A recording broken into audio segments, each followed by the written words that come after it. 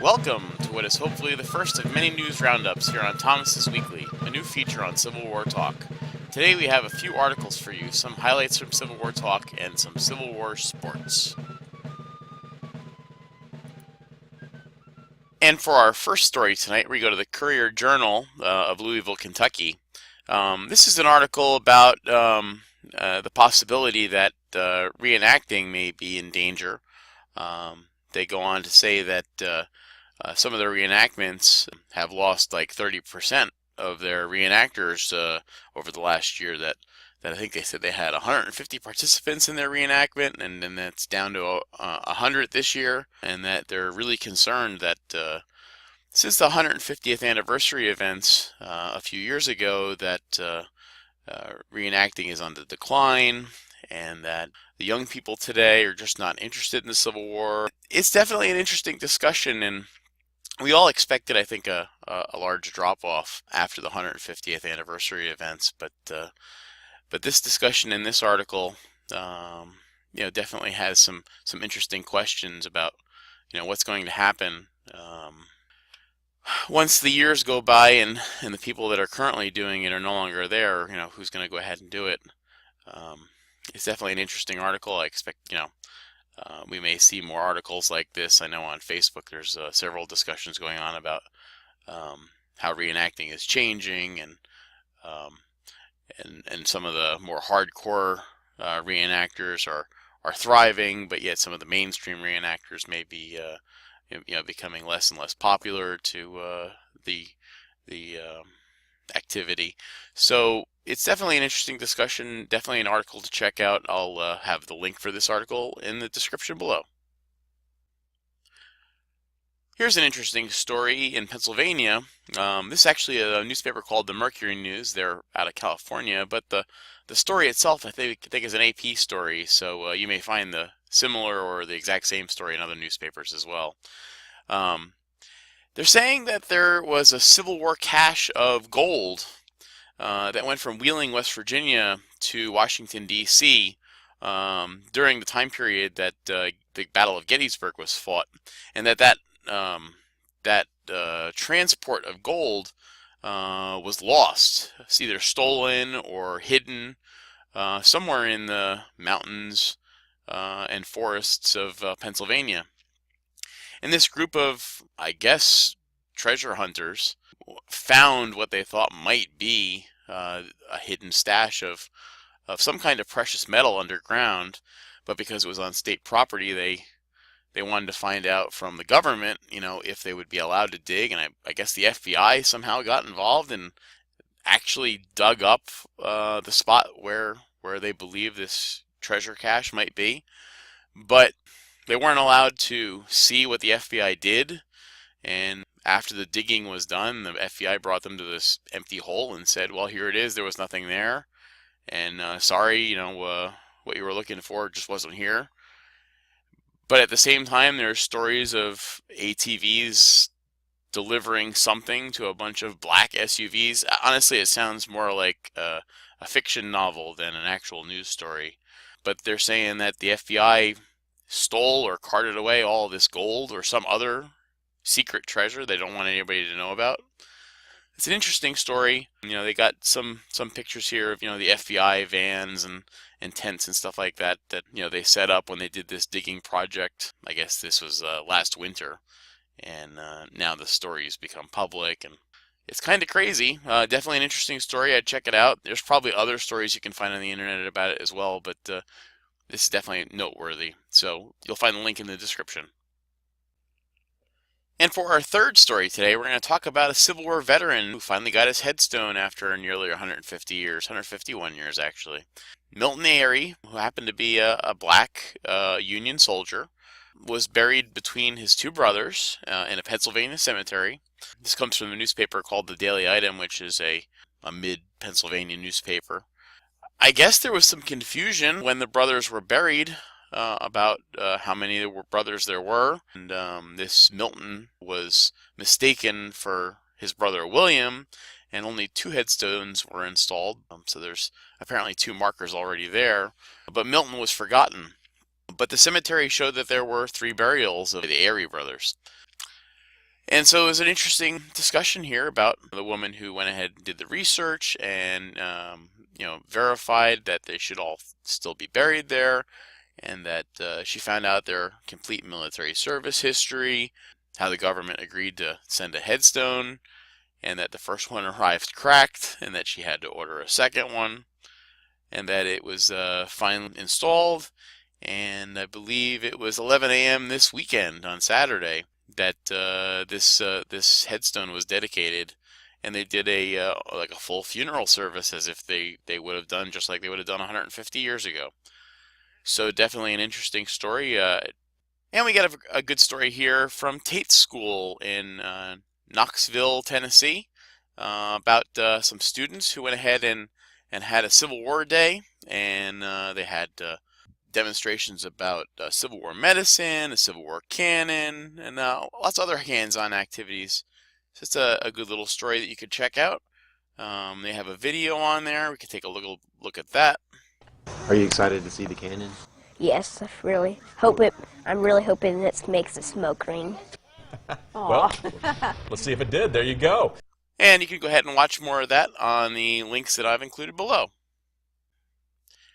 And now it's time to talk about some of the great stuff that's been happening at CivilWarTalk over the last week and previous to the last week as well. Some important updates on things you might be interested in. We had a mem winner for the week number 42. This was posted recently. It's a pretty good caption. I'll gladly pay you on Tuesday for a hamburger today. And beans, the musical fruit. The more you eat, the more you toot. That was pretty awesome. This was posted on Friday.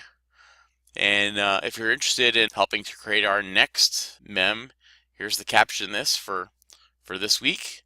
So people have already started captioning it. If you want to go ahead and enter your own caption, definitely log in. I'll provide links below so you can find this page and submit your own caption to this photograph.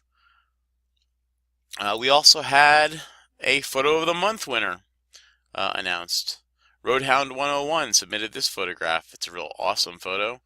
You can see the sparks flying from the cap ignition and the flame from the powder charge. We also are accepting photos for November's Photo of the Month. So definitely log in, check the link below. You'll see that Photo of the Month is now open, and you should submit your favorite photos for Monument Monday on October 8th, 2018. Jim Clegg went ahead and posted some of his favorite photos from some recent battlefield trips to Antietam, and I saw there's pictures in here, it looks like from Gettysburg, and there's photos in here from lots of different places, Kentucky. So if you've got some great battlefield photographs you want to share, every Monday we post another one of these threads, and thanks to Jim for posting last week's post. You got a lot of great submissions, and look for the next Monument Monday post. For Throwback Thursday this week, James N. submitted this offering with a photo from the mid-1960s when he was doing Civil War collecting. And as we scroll down, you can see here's a more modern photo of him with his current collection. And if you've got a throwback grouping of photos that you want us to see what a battlefield maybe looked like 20 or 50 or 80 years ago, if you've got family photos or just historical photographs that you want to share, Throwback Thursday is a great little feature that we have at CivilWarTalk, and we'd be happy to have your submission as well.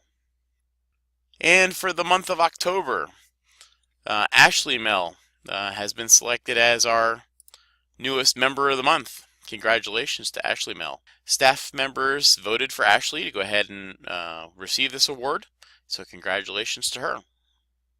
And finally, on CivilWarTalk News, we've got Amy's Seal of Approval. This is a new feature that she started over the last couple weeks. One of the first selections she's made is this thread started by Chellers called Civil War Quilts. And you should definitely check that out. It's over 19 pages of content with lots of photographs of period Civil War quilts with lots of detail, interesting information. So this is a great thread to check out, and it's a good quality thread that's worthy of being picked by Amy. And now we're going to move on to sports. Yes, there are Civil War sports out there. And one of the events that's held by the North-South Skirmish Association is a 138th National Skirmish Competition. And on the localdvm.com website, I found this article. That's an article about that National Skirmish. There's a good video that goes with it. It's not a reenactment. It's a competition. The enemy's the clock. It's not guys in blue or guys in gray.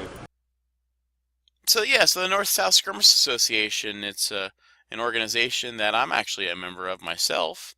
And twice a year we have national competitions. And last weekend, on one of the few dry weekends we've had in quite a while, where a few thousand members gathered together, and we had a friendly competition, north and south, shooting reproductions and original Civil War muskets, carbines, cannons, mortars, and it's a great competition. If it's something you're interested in, you definitely should check it out. In this competition, there's a number of different matches. The one match that in most members' minds is like the main competition is held at the end of the event on Sunday morning. Nearly every team usually provides a team. Every member organization of the NSSA provides a musket team typically, and out of the hundreds of teams that shoot on a Sunday, there's an overall winner, and that winner this year was 110th Ohio Volunteer Infantry. They're a many-time winner recently. I'm gonna guess it's well beyond 10 wins over the last 20 years, and they completed the event with 459 seconds to break all the targets. So they did a great job, and they beat the Dismal Swamp Rangers, who came in second. And the 111th Ohio, I know, is usually in the running too. They came in third. In the carbine competition, another one of the big competitions, this is a team competition. This one was won by the 8th Regiment Virginia Volunteer Infantry, followed up in second place by the 110th Ohio, with just 20 seconds behind. Moving on to the smoothbore pistol company match. This was a demonstration match. It was won by the York Rangers with a total of 323 seconds. You can see there were 13 teams that competed in this event, and it was definitely looks like it was a fun event.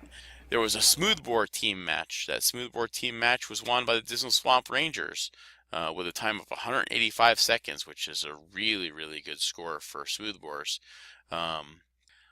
Civil War Artillery, they have a match in the NSSA that actually my team also enjoys competing in as well, the artillery matches.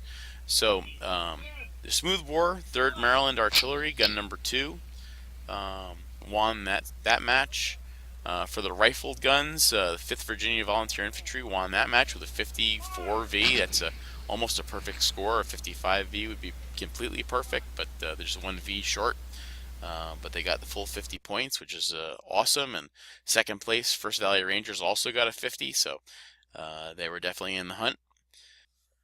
And then the mortars. Typically for competition, we're shooting about 100 yards. They put a stake in the ground, and after shooting, I believe, 7 shots, the 5 closest ones to the stake that they can find, depending on how soft the ground is and how muddy it is, but those 5 closest shots, they measure the distance to the pin, and then they come up with a cumulative distance, and whoever's got that smallest cumulative distance tends to win. And so at this match, Graham's battery number 1 won with a total of 19 feet 6 1/4 inches. So congratulations to that team. And this concludes not only our sports section for our Thomas's weekly Civil War roundup, but it also concludes the entire podcast. Special thanks to anyone who contributed either articles on CivilWarTalk or information to me. Hopefully we'll make this a weekly thing, and I'll get better at it, and I'll start to sound a little more like I'm a perfectionist, and I want things to sound perfect. But so thanks for all your help, and make sure you like this video on YouTube if you can. Also, subscribe to our Civil War Talk YouTube channel. That would be really helpful. And if you really want to help me and Civil War Talk create this great content for you, it would really be appreciated if you became one of our patrons at CivilWarTalk.com.